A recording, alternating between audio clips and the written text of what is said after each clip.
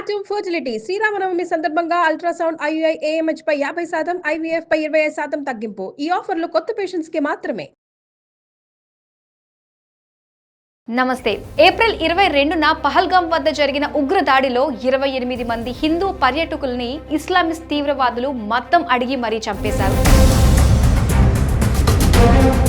ఈ సంఘటన జరిగిన తరువాత దేశం మొత్తం ఒక్క స్వరంతో ఉగ్రవాద దేశం పాకిస్తాన్పై భారత్ యురి, బలకోట్ తరహా దాడులు చేయాలని భావించారు. పహల్గాం దాడి దేశానికి చేసిన గాయానికి సమాధానం. భర్తని పోగొట్టుకున్న ఒక స్త్రీ, నా భర్తని చంపావు, నన్ను కూడా చంపు అంటే వెళ్ళి మోడీకి చెప్పు అని ఆ ఉగ్రవాది ఆమెను వదిలేశాడు. ఆ దాడికి కారణమైన వారిని, ఆ దాడిని వెనక నుంచి రచించి నడిపించిన వారిని మట్టిలో కలిపేస్తాము అని ప్రధాని మోడీ దేశానికి హామీ ఇచ్చారు.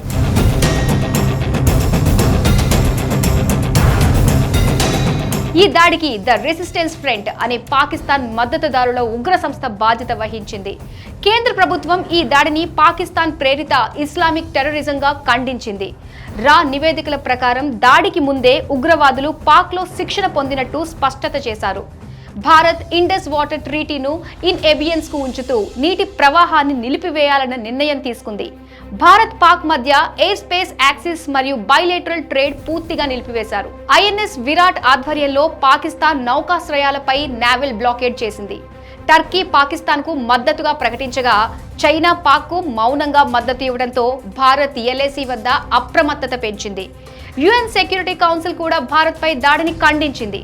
USA, Russia, Israel, UK, Australia, Japan, ఫ్రాన్స్లు ఉగ్రవాదంపై భారత్ చేస్తున్న పోరుకి మద్దతు పలికాయి. మే 7న భారత సైన్యం ఆపరేషన్ సింధూర్ ప్రారంభించింది. ఈ ఆపరేషన్లో 9 ఉగ్ర శిబిరాలు లక్ష్యంగా మారాయి. భారత్ ఆపరేషన్ సింధూర్ పేరుతో నిన్న రాత్రి పాకిస్తాన్ ఆక్రమిత కాశ్మీర్లో మరియు పాకిస్తాన్లో మొత్తం ఒకేసారి 9 ఉగ్రవాద లాంచ్ ప్యాడ్స్ పై దాడి చేశారు. బాంబుల వర్షం కురిపించారు.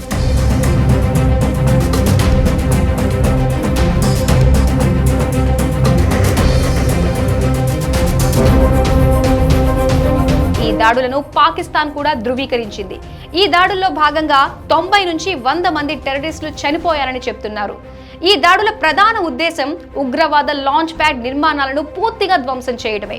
పాక్ ప్రభుత్వం అంతర్గతంగా భయాందోళనకు గురైంది. మిలిటరీ అలర్ట్ లోకి వెళ్లింది. న్యూక్లియర్ బాంబ్స్ భారత్ పై వేస్తామని అంటోంది. ఆపరేషన్ సింధూర్ను భారత్ మహిళల త్యాగానికి అంకితం. పహల్గాం ఘటనలో భర్తలను కోల్పోయిన వారి ప్రతీకార చర్యగా, వారి గౌరవార్థంగా భారత ప్రభుత్వం చేపట్టిన చర్య. మనం కూడా భారతదేశ పౌరులుగా మనం ఐక్యమత్యంతో మన ప్రభుత్వానికి, మన ఆర్మీస్కి వెన్నుగా ఉంటామని నమ్మకాన్నిస్తూ జై హింద్. మరిన్ని విషయాలతో మరో వీడియోలో మళ్ళీ కలుద్దాం. బాయ్.